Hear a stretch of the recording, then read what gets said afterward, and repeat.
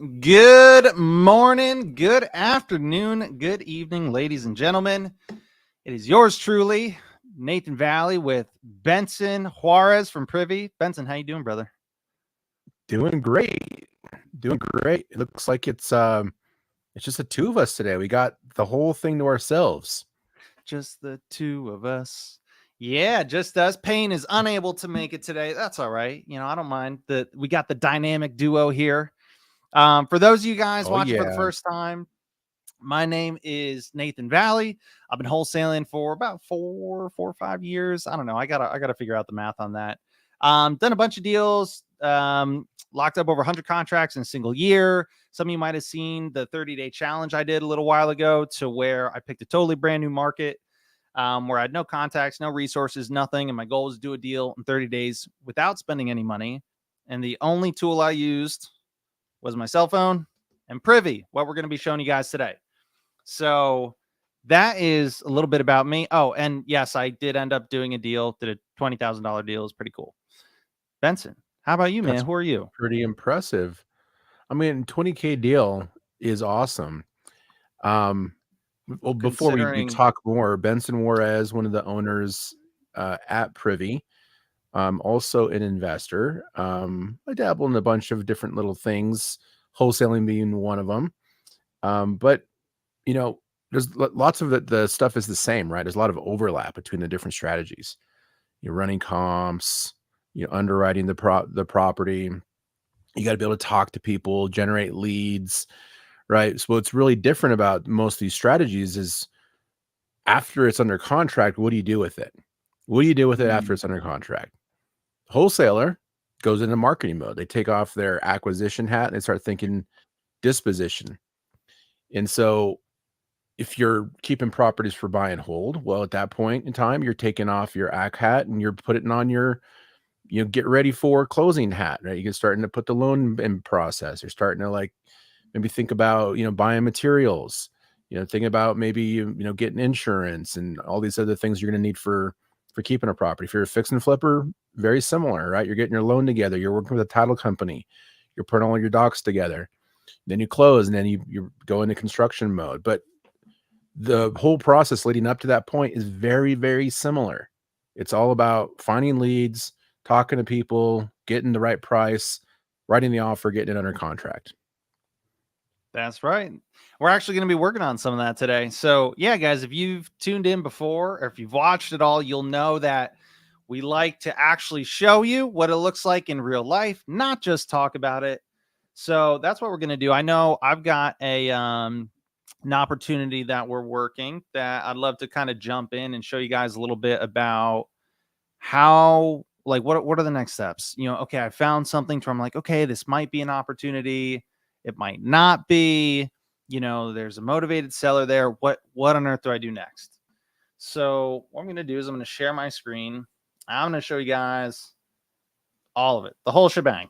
So first and foremost, got to get my trusty Privy tool up here.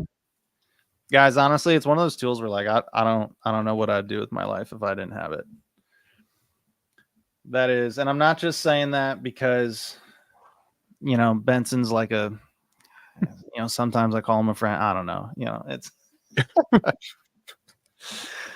I love you. All right. So let me share my screen. Present. Now, finding buyers, and one of the things, Benson, you highlighted that I'm really glad you mentioned is more or less that, guys, there's more than one way to skin a cat, right? There's a lot of different strategies. There's a lot of different techniques.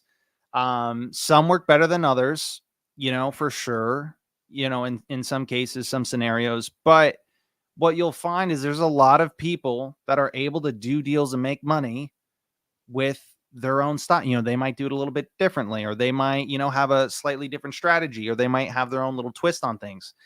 But the thing is if you're out here and you're actually working and, you're talking to agents, you're talking to sellers, you're talking to buyers, whatever the case may be, if you're out there putting in the work, you guys are going to find success.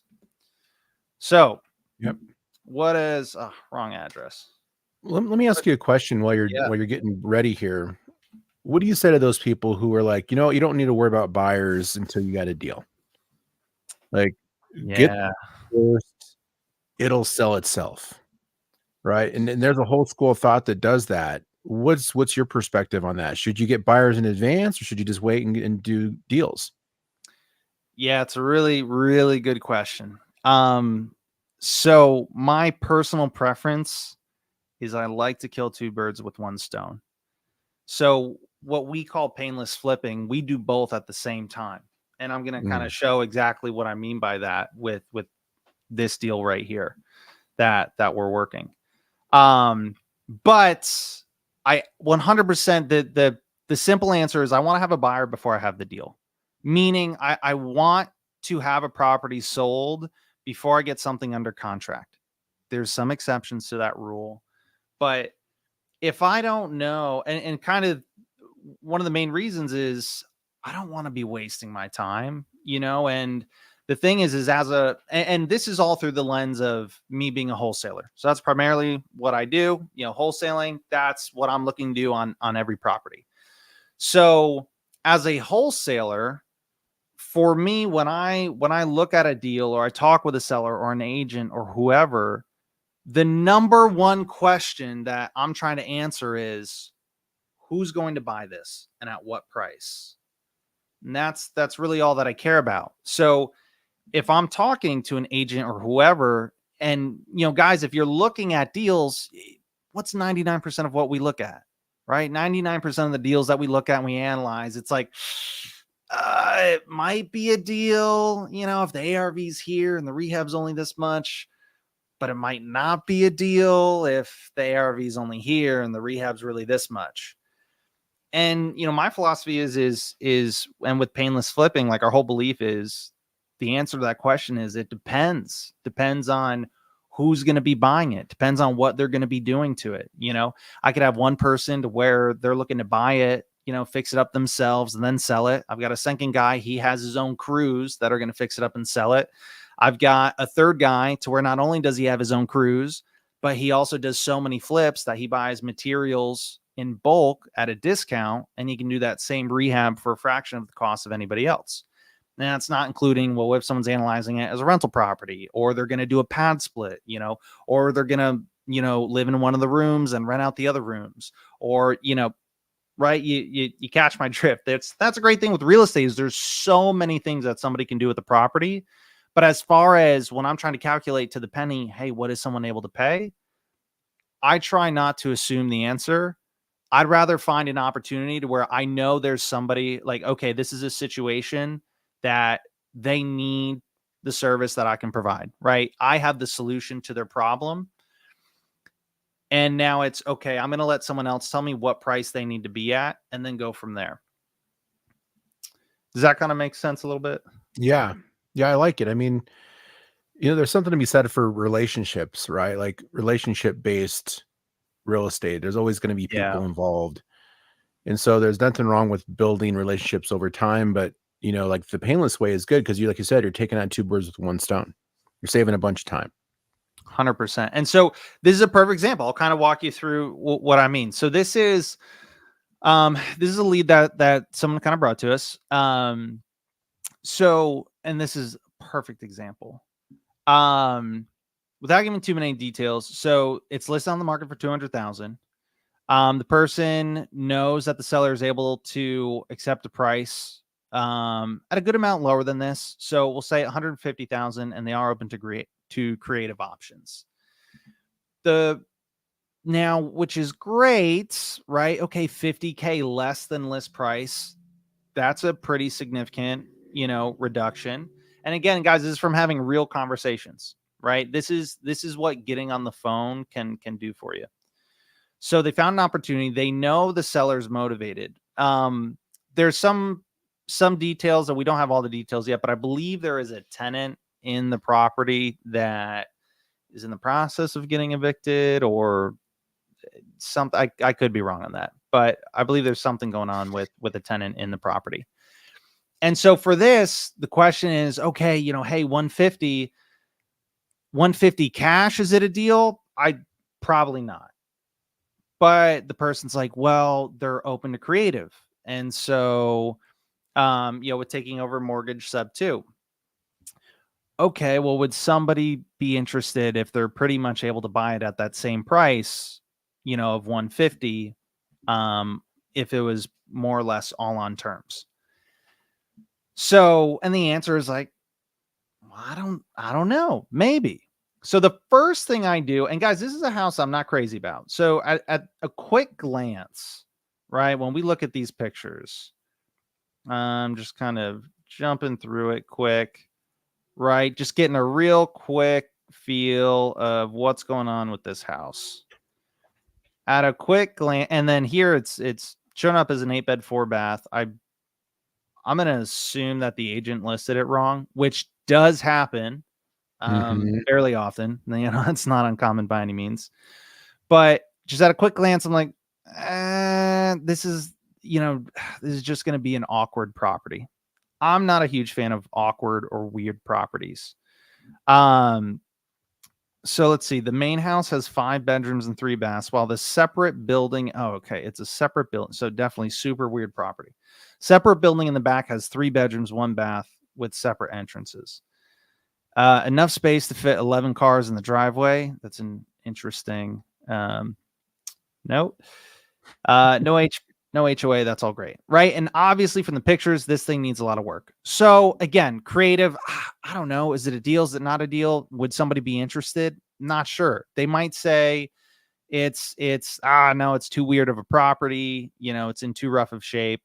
So first thing I do is I go to comps. My personal preference, I like to go to settings, select all, save. Again, this is for me personally, just because I like to see everything. What if you guys don't do that? It's probably better for you, because Privy is pretty dope in the sense that it already has built-in parameters so that you're looking at the best comps. Again, Mhm. for me, I just like to see everything, and because I'm able to kind of look and filter through really, really quick, just because I've done this a million times. So the other thing I like to do is right off the bat, I like to go down here and within 2 seconds find my buyers. And how do I do that? Boom. You see this number here with a little arrow and then pointing to the bigger number? What that means is somebody bought this house, whatever house this is, they bought it for 93,000 and they sold it for 200,000, and bet it's within an 18-month period, correct? Yeah, those 2 sales are within 18 months. And so when we say within 18 months, it at maximum, this happened within 18 months, right? I might click on this and it could have been, they bought it for 93,000 and they sold it for 200,000 within 60 days. But even within Yeah. 18 months, that's a huge price difference, right? And so that's an indicator, right? Within 5 seconds, I know, okay, if somebody bought it for 93, they sold it in less than 2 years for 200,000, chances are they did some improvements to the property, right? Meaning, AKA, it's a flipper. So what I would do is I click on it and I look at this house. And so I'd go to here and I say, okay, great, awesome. This looks like kind of newish. And then before and after, I freaking love this button. Before and after, boom. This is what the house looked like. They bought it in March 2023 and he sold it 7 months later, right? Same year, right? It looked like this in March. 7 months later, looked like this. All right. Again, not rocket science to say, oh, somebody did a ton of work to this property, right? Somebody flipped it. So the next steps of what I do is I then go to property history and I want to look at who is the buyer in March of 2023, right? Who's the investor that bought it? And I also like to check, because sometimes they have it under different names. I want to look at who's the buyer, right, when they bought it in March, and who's the seller, right, when they sold it. Should be, most of the time, it's going to be the same name, right? Same owner. Sometimes they will it'll go from a name to an LLC, or sometimes they'll buy it in an LLC, but under seller, it'll have their personal name. Again, we just double check that.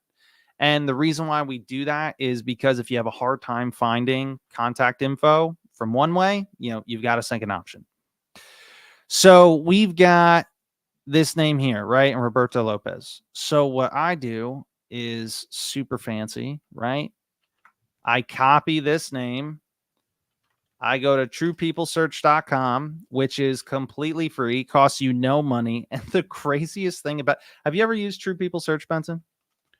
I have many, many times. I love it. It is freakishly good, isn't it?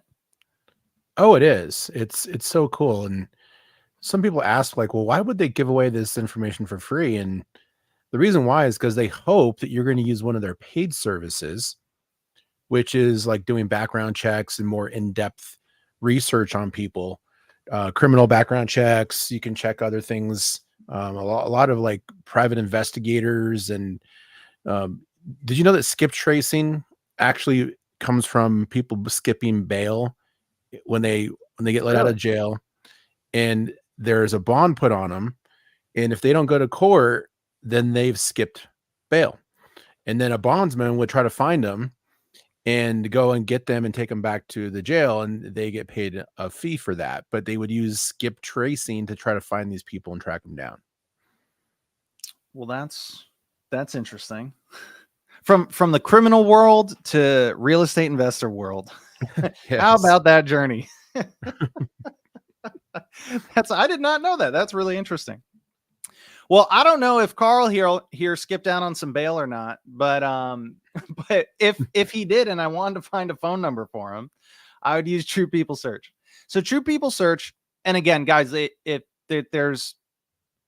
I have a big list, right? If I'm looking to skip, find numbers for like thousands of people, I'm not going to use something like this. This is amazing for sniper approach. So now put in the name and then address. So this is where you kind of got to take a couple things that come to play.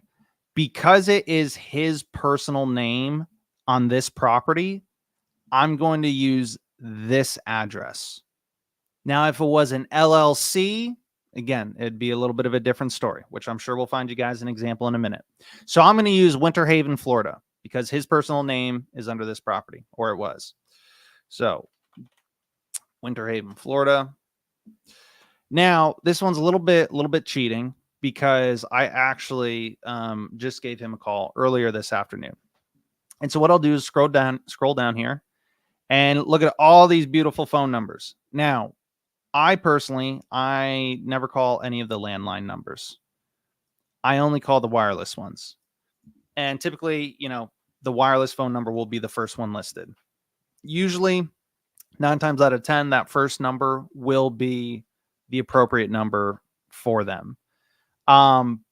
But there have been times to where I'll call the second or third wireless number, and then that'll be the one that connects me to them. So, but again, I only call the wireless numbers.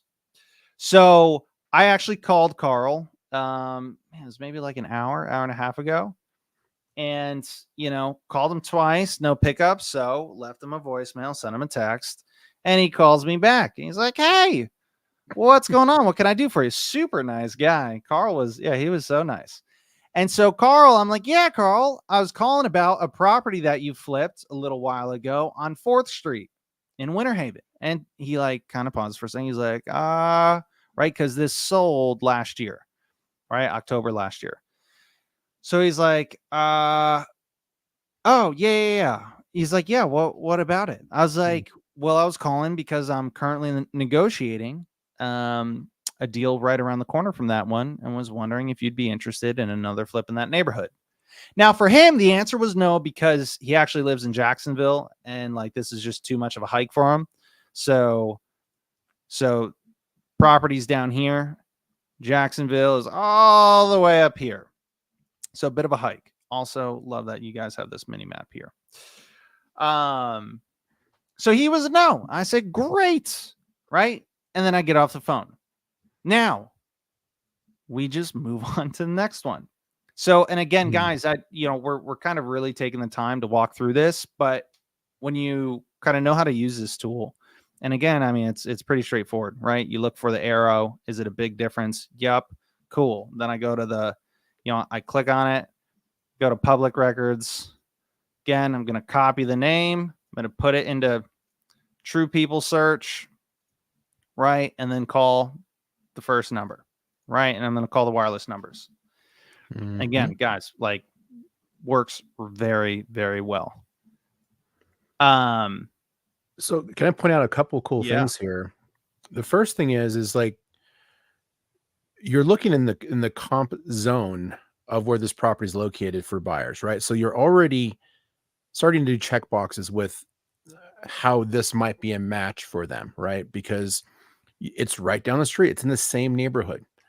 So the likelihood of this meeting their criteria is better than if you just had a random list. Now you selected check all, right? So it's looking at every property in the area. But if you hadn't done that, then there would be properties that were comps that were flipped, likely, right? So now you're checking more boxes. Like, yeah, it's in the same area and it has similar bedrooms, bathrooms, square footage, stories. It matches basically their buy box. So when you look at the properties that were flipped that are comps of the house you're trying to disposition, you're really, like you said, being a sniper. You're being very sniper-ish with locating buyers for that specific house, which is ingenious. Like it's crazy to me how easy this can be if you just leverage the data the way it was designed to be used. Yeah. Yeah. I mean, guys, tools make a big difference. And the one thing is, and again, the settings for within half a mile.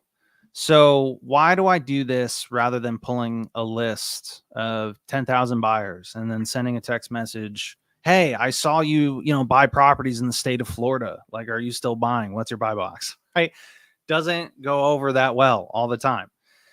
This, again, when I'm calling Carl, one, I'm addressing him by his first name. I'm calling him on the phone. It's a very personal conversation. I'm calling him about a specific house that I saw, right? And I can make a comment on it. Like, yeah, the blue looks really nice, right? Again, it's very personal, right? So you're able to be so much more effective with the sniper approach. And again, guys, I don't know with kind of what your day-to-day looks like, but if you work a job or if you're not able to put 40 to 60 plus hours a week towards wholesaling, and maybe you're trying to do this part-time, or if you just would like to do it in less than 40 hours a week, this is how. It's with being more effective, more efficient with your time, using the sniper approach. And that's why, like, during my 30-day challenge, Benson, I don't know if I mentioned this to you, during my 30-day challenge, I only worked on the challenge Monday through Friday when the camera was on. And I turned the camera on. I would go live every morning at like right around 9 a.m. And I'd go live for about 2 to 3 hours. Now, guys, again, 2 to 3 hours, Monday through Friday for 30 days equals a $20,000 deal. And the crazy thing was, I stopped after the 30-day challenge, but I had so many other opportunities and deals on the table just from the work that I'd put in. And here's the crazy part. Guys, again, I was streaming it, right? 2 to 3 hours. I was explaining stuff to the camera for like half the time, right? Just kind of like what I'm doing right now with you guys. So I really only had about 60 to 90 minutes of actual focused effort. So 60 to 90 minutes of focused effort, 4 or 5 days a week, to a $20,000 deal with zero marketing expenses. Pretty cool. Right. And again, this was the tool that allowed me to do that. Did you know that? Have I ever told you about that, Benson? You described it in a way, but which part should I be surprised about? The time. I even surprised Oh, myself. you did. Yeah, you told me that. Yeah, that you were only working on it while you were live. All right. Well, you know what, Benson, you're supposed to pretend like it was the first time I told you. Well, if you shouldn't have asked me then. But that's what's so cool, right? You guys, like, everybody is trying to find time to do this business, and a lot of people bail out and don't do it because of lots of reasons. And one of those reasons is I just don't have enough time. Right now, I will say too, if you are limited on time and you're doing it how Nate did with just shorts, focused periods of time, you want to try to limit your direct to seller activities, because the direct to seller activities, you're on their timeline. Like, yes, they might pick up when you call, but more often than not, they're calling you back. And if they're calling you back when you're busy, when you're at work or when you're with the family or when you're doing something, you just missed out on that opportunity to talk to them. And it's all in the follow-up. So you're going to spend the majority of your time calling quote unquote motivated sellers and trying to touch them anywhere from 10 to 12 times, which you can obviously see like the return on that investment is much, much lower, which is why a lot of people who do off-market stuff really try to get those really high assignment clauses or assignment fees, because they have to compensate themselves for the marketing and all the extra time that they spent calling these people. If you do on market and you're using the painless wholesaling approach, you can do a wholesale deal for $3,000 and still get a good ROI because you didn't spend much time and very little money doing it. 100%. And guys, that's at the end of the day, profitability is the number one word you want to focus on.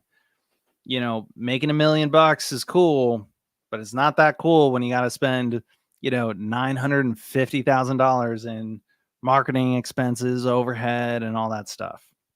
Right. So again, profitability, and then also, you know, time, right? How much time and effort did it take? And with agents, just to kind of piggyback off your point, I had an agent text me today funny enough, it was an agent I spoke with during my 30-day challenge. Haven't heard from her. She texted me today, hey, are you still buying in this area? I've never had a seller do that.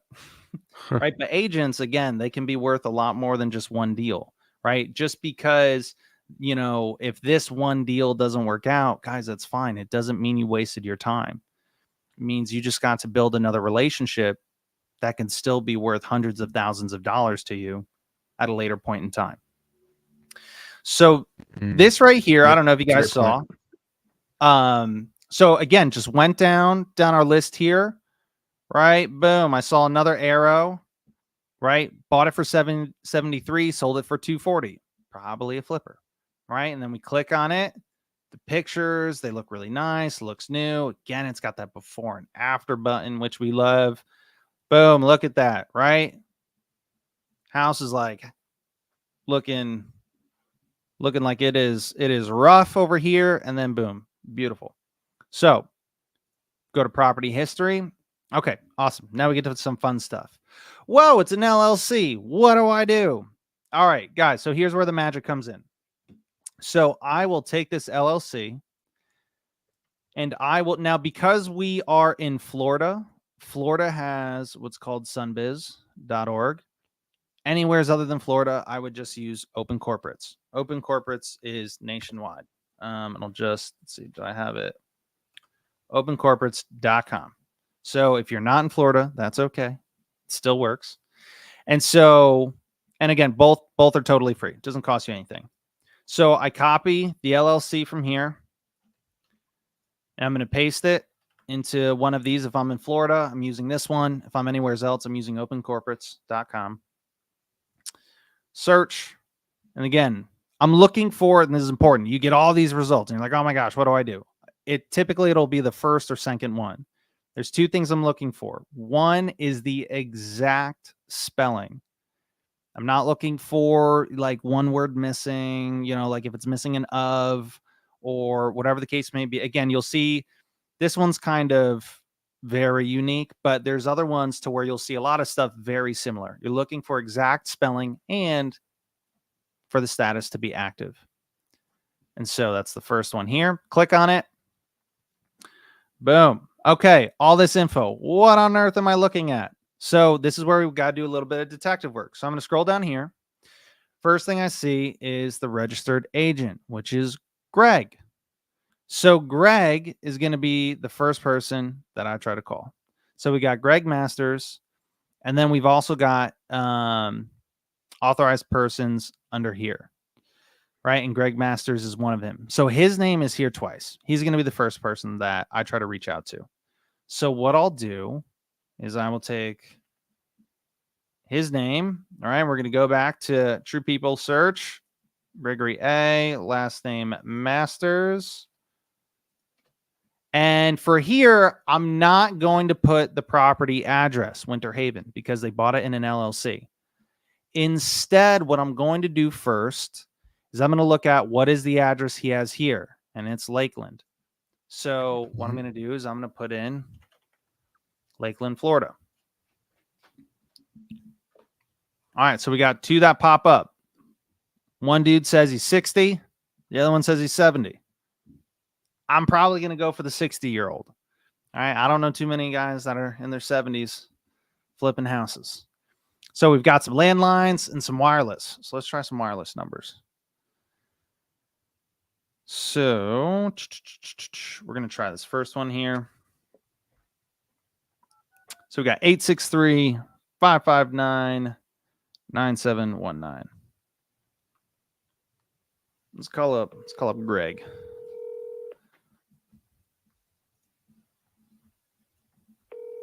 Are you nervous? I'm shaking in my boots.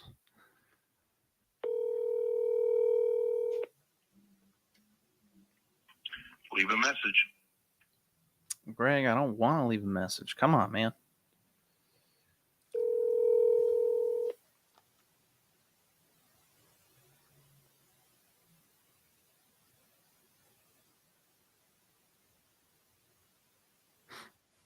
Greg?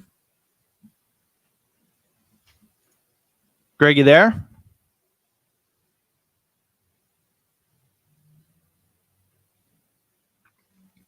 All right. I don't know if he answered or if it was weird, but we'll try a third time.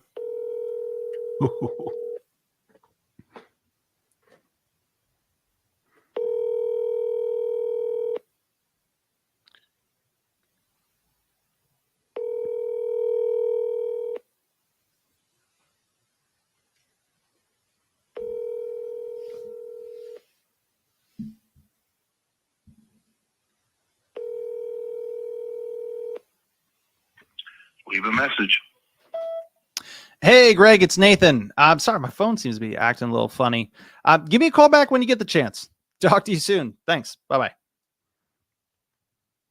That's it. And then I would normally send a text message saying, hey, Greg, it's Nathan. Are you available for a call? Right. And again, I'm not really saying no mention of the house or anything. You're just really general.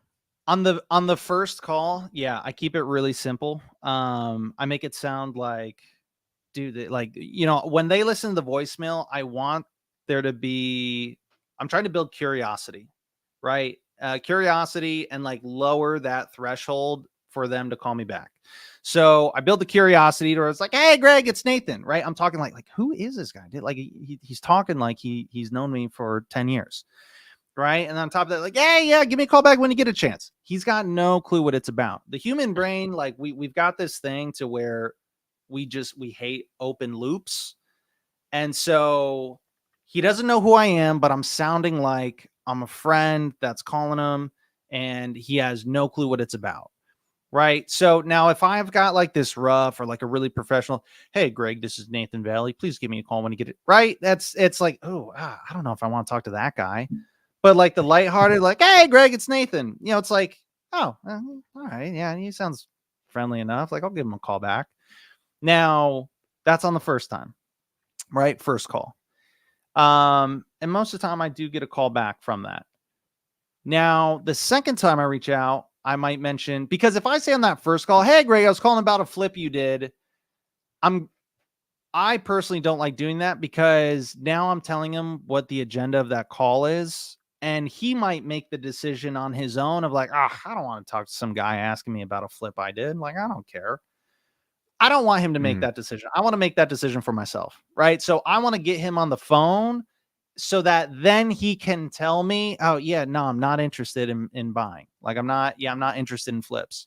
Right. But at least now I know so that I can kind of cross him off the list and move on to somebody else. And I'm not wondering what if, right? I get to close that loop. So that's why I personally do that. Now, I don't necessarily stop there, right? Sniper approach. So we call Greg. That's Greg number 1. We're going to call Greg number 2.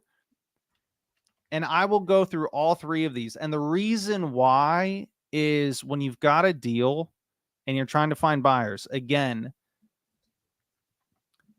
within 2 seconds, right? We found there's like 2, 3, 4 properties that are basically saying, hey, 99% chance that we're a flipper. A flipper that has already done a deal in the exact neighborhood that I have a deal. There is nobody else that's going to be more qualified for me to have a conversation with than the person that's already done a deal recently in the same neighborhood right next to the property or the opportunity that I have. So it's worth spending the time to go deep. Again, that's why I would rather spend 4 hours trying to get a hold of this one buyer than spend 4 hours on a dialer just cold calling through a list of skip traced, buyers in a state or a county. Again, sniper approach. We don't need to make a million phone calls. We just need to make the 2 or 3 right ones. Or at least that's what's worked for me. Now the other thing was it could be a different number too. I'm going to assume that's the right number because it had a voicemail and he sounded like a Greg. So so let's try this Greg. What's that? He did sound like a Greg. I know. Yeah, he just had that Greg vibe to him. But I think that 70-year-old Greg is going to be intolerant of the triple dial. Oh, kidding me? He loves it. Like right at dinner time, that's his favorite time for the triple dial. Now, also think about this too. This is just a weird little angle. Old people still have landlines. Yeah. So what is going on? This is all right. There we go. We're back. The other thing this is just 100% my personal preference. You guys probably should not. You should ignore me on this one, but like when somebody's that old, honestly, I'd rather just move on to the next deal. I just for me, I've had too many past experiences when I'm chatting with like the 80-year-old grandpa or grandma. And Benson, I swear to God, this is true. This is a true story. So one of the best tactics you can use in negotiations is just silence, right? Being able to make a statement or ask a question and then just be silent and waiting for somebody else to fill that space and they answer the question or they keep on talking. It's a really, really powerful tool. But in the beginning, it can feel really awkward. I was once talking to this old guy and I thought on paper, he sounded like a motivated seller, right? He was saying all the right things and we were getting pretty far in the conversation and we're talking numbers. And so when I made my offer, right, I went silent. I kid you not. I counted a timer. I counted the clock. Over 3.5 minutes of straight silence. I didn't know if the guy fell asleep or if he was still alive. 3.5 minutes until I finally was like, okay, I'm going to say something. Do you guys know how long 3.5 minutes of just straight silence on the phone with somebody? Neither one of us hung up. And I didn't even get the deal. So moral of the story was I've wasted so much time chatting with like really, really old people. And then I've also had like 1 or 2 circumstances to where it's like they were just so old that it didn't feel responsible trying to make a decision with just them involved. Like I would want other family members. And again, you can do that. Like I highly encourage if somebody sounds like they're really old on the phone, guys, like you be assertive, take the first step and ask, hey, can we chat with some of your other family members? You want to chat with somebody else and make sure everyone's on the same page and everything's good. And everyone knows what's going on. But yeah, old people, I'm just like, man, I want to be quick and snappy, move on to the next thing. All right, let's give 80-year-old Greg here a call. He's just gonna pick up. He's gonna be like, huh? Who's this? All right, 3369. That would be funny though. I'm kind of hoping it happens now.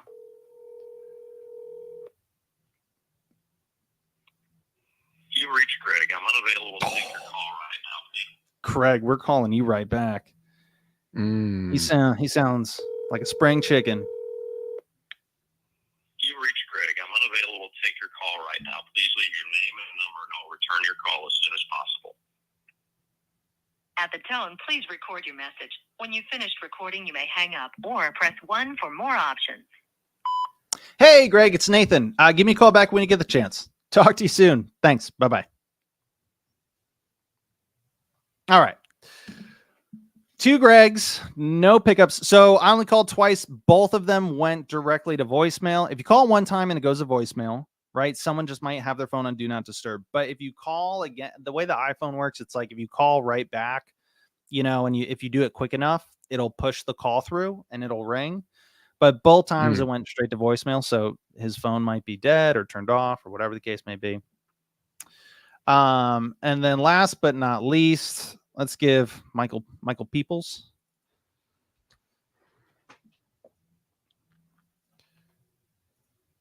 All right. Benson, do you see other people kind of doing similar strategies with finding buyers when using Privy? Oh yeah. Yeah, this is one of the most cost-effective ways of doing it. It's a sniper approach. I mean, I'm not a big fan of just building a huge list of quote unquote buyers that don't know who you are. They've never talked to you. Because even if you got a huge list and you're out there and you're working hard to find a lead and you find a deal, you get under contract and you blast it out there, and it's come over from an unknown person that they've never talked to before. They don't know if you know how to run comps. They're already assuming you've overinflated the ARV. You've underestimated the cost to do the deal. They're tired of talking to people who are just another wholesaler. They want to talk to somebody who they spent time talking to, and they've kind of pre-vetted in a sense, right? Like they want to know that you're a real person, and they don't want you to waste their time. So this is a great approach of like starting to build those relationships, build rapport with these people, and get them to know, like, and want to do business with you. Yeah. Yeah. And that's why I love kind of, going back to what we were talking about in the beginning. That's why I like kind of getting, 2 birds with 1 stone and doing both at the same time, is because I don't have this deal under contract, right? But my conversation when I'm calling the buyers, I get to say, hey, and the reason why is because we don't know what price this would be a deal at. We're not sure if it's something they would even be interested in. So what I'd rather do is I'd rather just have a conversation with the people that would be buying it. And so now I get to meet new buyers, right? Really high quality buyers that I know have flipped properties. And my conversation isn't, hi, I saw you're a cash buyer in the state of Florida. Are you still, buying investment properties? What's your buy box? No, instead, I get to say, again, really personal phone call. Hey, I saw this flip. I saw this investment property you bought over here on 123 Main Street.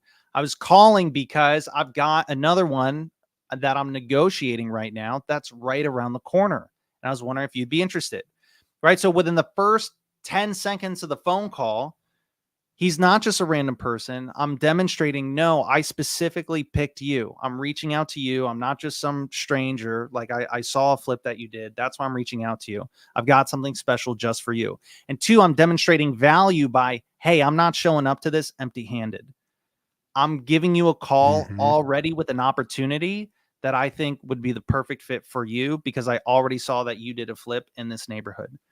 And so, guys, whether they're interested or not interested in that specific deal and the opportunity that you have, how much better do you think that conversation is going to go when they're like, wow, okay, this person's actually doing the business. They're not wasting my time. They only called me with a specific opportunity that they thought I would be interested in. What are the chances he's going to remember my name? We're going to create a relationship and I'm going to be able to go back to that person on the next deal. Pretty high. Yeah. So a couple things I want to go through real quick, right? So we look up Michael Peoples, right? We put in Lakeland, which is what he has here. And so I look here and oh my gosh, there's a bunch of results. What on earth do I do? Well, first thing, Lakeland is the address that popped up, right? So this one's Arcadia. This one's in Michigan. Probably not that guy. This one's Lake Wales. This one's Lakeland. And so is this one. Okay, so we've narrowed it down to 2, and they both have the same initials. So one of them might be like a junior and a senior. I don't know. Let's start with the 45-year-old guy. All right, we're going to scroll down. Where's all these phone numbers? Did I miss it? Oh, there it is. Boom, phone number. All right, let's call him up. All right. And guys, I also would call each one of these buyers back in like an hour. And again, same thing. 2 phone calls, voicemail, text message. And I would do that about 3 times a day for 2-3 days. If it's an opportunity worth working and I want to find the perfect buyer for it, it is worth spending the 5 minutes to, follow up and call them multiple times. Because again, the chances that these people are the perfect buyer for you are significantly higher than if I'm just, hey, I saw you buy properties in the state of Florida. Yep. Are you storing these anywhere? Like, are you taking notes and like the info, or are you putting them in a CRM? Really good question. For right now. Hello. Hey, Michael. Yeah. Hey, Michael, it's Nathan. How's it going? Good. How are you? Good. I bit of a strange call. I was calling because I saw a flip that you did a little while ago on 159 Avenue. I don't know. That's not ringing a bell. It was in Winter Haven. Well, the reason I was calling, you guys did a really nice job on it. But I've got a property I'm negotiating right around the corner, and I was wondering if you'd be interested in another flip in that neighborhood. Maybe you could text me the address and details, and I can. My partner handles most of that stuff, but I'll shoot it to him. Oh, okay. Yeah, what I'll do is it's currently listed, but we know they're willing to accept an offer, significantly under what they have it listed for. And also that sounds like they're potentially open to terms. So doing a creative option. I don't know if that's something you guys would be interested in, or if you would prefer to just buy it cash. Typically we just buy it. Okay. Yeah, what I'll do is I'll send you some of the details so you can take a look at it. And again, if for whatever reason, and we're not looking to make $1 million on this deal, we're not greedy. We're very much more relationship based. So if 3 to 5 grand is what we make, great. It's more so about just kind of if we're able to get the deal done and make sure that you're able to be profitable, and so we can go find you some more. Right, sure. Everybody's gonna make money or it doesn't work. Yeah. And the one thing when I send you the details, all that I ask is if it's not a deal for you, totally understand. Just let me know what price you would need to be at. And then if there's any details as to why, that helps give me ammo so that I can renegotiate it to the price that you do need it at. Because a lot of times I am able to do that for you. Well, shoot me whatever you can, just so you know, we got a team of people that we employ that search these same deals. So we might, I'm not saying we are, but there's a chance that we're already working the same one. But I'll forward it to the people, and we're relationship people too. We're local. We're trying to, again, develop or flip houses in Polk County. But I'll forward the information on, and somebody, if it's not me, it'll either be Chad or Greg will get back with you with some feedback, and either, hey, we've already offered this for it, or B, we would offer X for it, or whatever, or we'll take it, whatever the term is. Okay. Yeah, it sounds like a plan. Let me text you some info and then we'll go from there. Thanks, bud. See you. All right. Have a good one. Bye-bye. That was good, man. I just want to say, guys, that was the third person, right? That's why we don't stop at 1. We don't stop at 2. We get to 3, right? We go through all of them. And that's why, and guys, it's not just like, oh yeah, I flip one house a year. No, does that sound like a buyer that we could probably go back to maybe on the next opportunity we have, and the one after that, and the one after that. Again, guys, this work, it compounds, right? So it's not like, oh, I spend all this time to get a hold of one person. Yeah, but guys, you get to go back to that person again and again and again and again. All right. He sounds like a baller. Oh, he does. Mike was awesome. Well, not just that too, but like he was open to working with you. He didn't bust your balls.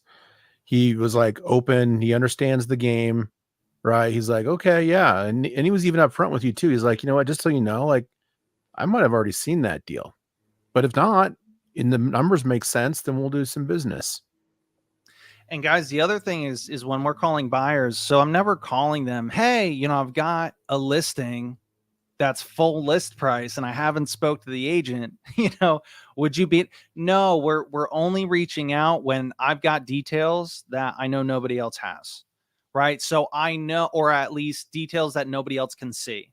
So I know that we're able to offer a price at a significant difference from what people see on the MLS. I know that we have special details about the motivation, the situation, what they're willing to do on terms, and all of that good stuff. So yeah, they might already be working the deal. They might have already just made an offer, because most people, and again, this is what kind of separates how, you know, my personal approach with working with agents. A lot of people, they'll see it when it comes on the market, and let's look at this again. This originally was listed for, oh my gosh, this was listed for 450 at one point. So this was originally listed for 400,000, 450 at one point. It's now listed for 250, and we know that they'd be willing to accept an offer $50,000 less than that. So yeah, they might have seen it at 400,000, and they might have either just passed on it because they were like, oh my gosh, that's such an absurd offer, right? And they might even be like, 200's too low. Or they might have seen it and just write up a letter of intent, or write up a written offer of, you know, could be 180, could have been, you know, 190, whatever the case may be. It could have been for 200, but it could have been they submitted the offer a month or 2 months or 3 months ago, and it was denied at that point in time, and they just haven't looked at it since. Whatever the case may be, right? There's new information, new details of value that we're bringing to the table when we have this conversation with him, even if he's already seen this property before, and if they've already submitted an offer. So that I'm really glad we got to kind of go through all this. So you guys got to see what it looks like when we've got just a straight name. And guys, what do we only looked at two houses. Right. Second house, we have a solid buyer, right?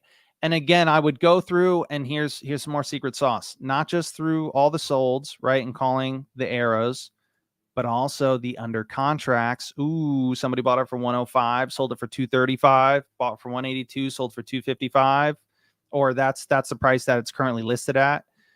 Even actives. Now there's none here, but the actives, you can see, oh, somebody bought it for 70,000 and it's currently listed for 250, right? So I can go through all three of these tabs to find my buyers. And again, guys, how long does it take to scroll and look for an arrow, right? We can all do that. Well, don't forget about the fourth tab. Exactly. I was gonna get to that. So, and this is fourth tab, right? Which is rentals. So the other thing that I would do is, again, I love to zoom in on the rentals, and I can look up these people right here. These are people that own rental properties, literally right next door to the opportunity that we're working. Again, what are the chances that they would be interested in another rental right next to theirs? Pretty high, right? Again, when we're thinking of, hey, I don't have 40, 50, 60 plus hours a week, you know, or maybe I do, and I just want to be more effective. I don't need to make 100 phone calls. I don't need to make 1,000 phone calls. Just need to make the 2 or 3 right ones. So I hope you guys got a good taste of what Privy's capable of and how I like to use it. And guys, yeah, there's more. Again, one of the things we talked about in the beginning, more than one way to skin a cat. Those are just kind of, that's how I like to do things. But I know there's a ton of people that use it in different ways. And the cool thing is we all make money. So thank you, Benson. Yeah, there were so many cool nuggets there, man. Like just seeing you in action was pretty cool. My biggest takeaway from this particular session we just did is how you do your calls. Like kind of like this, like the happy-go-lucky nature of the call is not real super serious or business. You're not trying to prove anything on that voicemail. Like you're just like, hey, it's Nathan, right? And the guy Michael was like, oh, hey, what's going on? And like you were like his buddy right away, right? And so I like that approach. Like a lot of people are taking this way too seriously. And I was teasing you earlier. I'm like, are you nervous? Right. And you're like, no, of course not. But some people do get nervous on these calls. They're like, oh my God, I hope nobody picks up because I don't want to talk to them. I used to all the time. Guys, I started out with like cold calling and doing wholesaling the traditional way.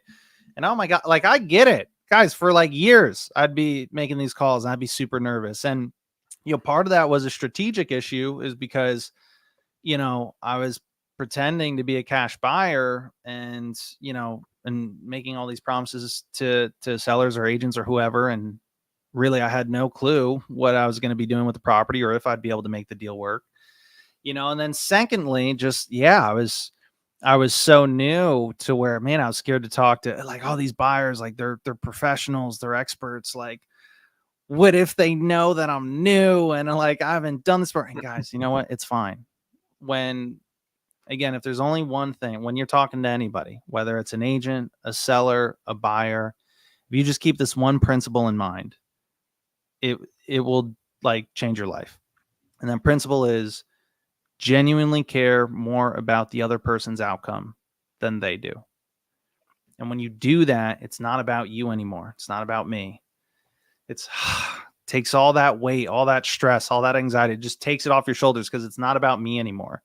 I'm doing this for the other person. And the funny thing is people pick up on that and you'll be able to have much better conversations. You'll be able to get a lot further and you'll be a lot more effective. Mm-hmm. Well, cool. Benson, I think that's about our time for today. I don't know, any other last minute questions, comments, concerns, anything you wanted to share with the audience? No, I just think it's reps, right? Like take the reps. Repetition is short for, or that's rep is short for repetitions, right? So just go through the motions, do the thing. Pretty soon it'll start to all slow down for you. All right. I liken it to, I'm a big football fan, right? So when that Bo Nix was just drafted by the Broncos, right? Cool. And he came out as like one of the most like, I don't know, he's like 24 years old. He's got a family and all this stuff. And, he's coming out and he's pretty experienced, but what happens when someone's brand new at something is everything, you have to do everything.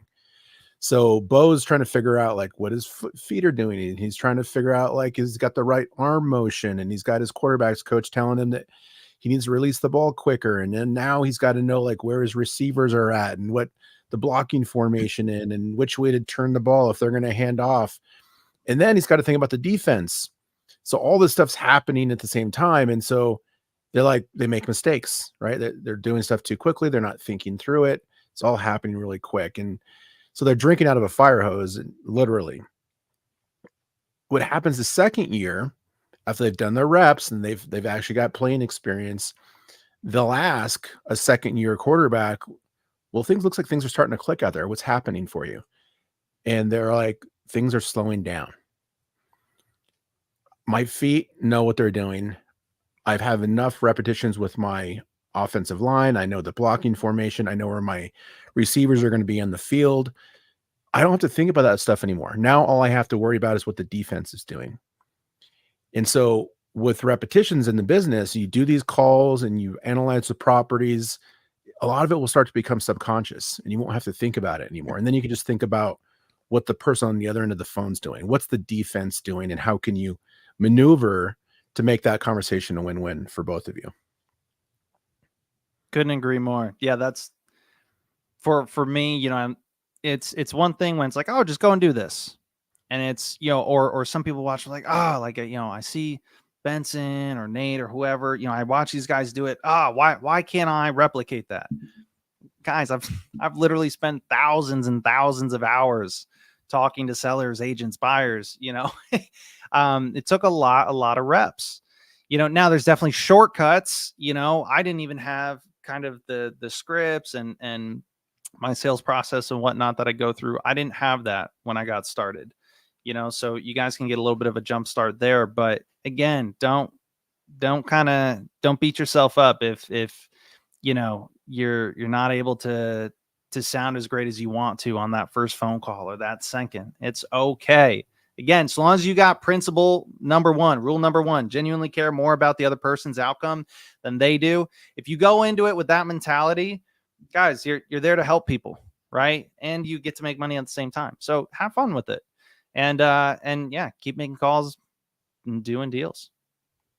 Well, guys, thank you so much for tuning in. That wraps up today's episode. Until next time, guys, keep crushing it. Guys, get privy. There should be a link down below. Benson, what's the website if they want to go direct to the website? It's privy.pro if they want to go direct to the website, but use the link. Use the link here. And you guys probably have a promo code too there. So there's a promo code for a discount. So make sure you use the link and use the promo code that's in the show notes. Yeah. Awesome. Well, guys, thanks so much. Go check out Privy. Don't waste any time. I promise you it's worth its weight in gold. Until next time, have an awesome week, guys. Take care. Bye, everyone.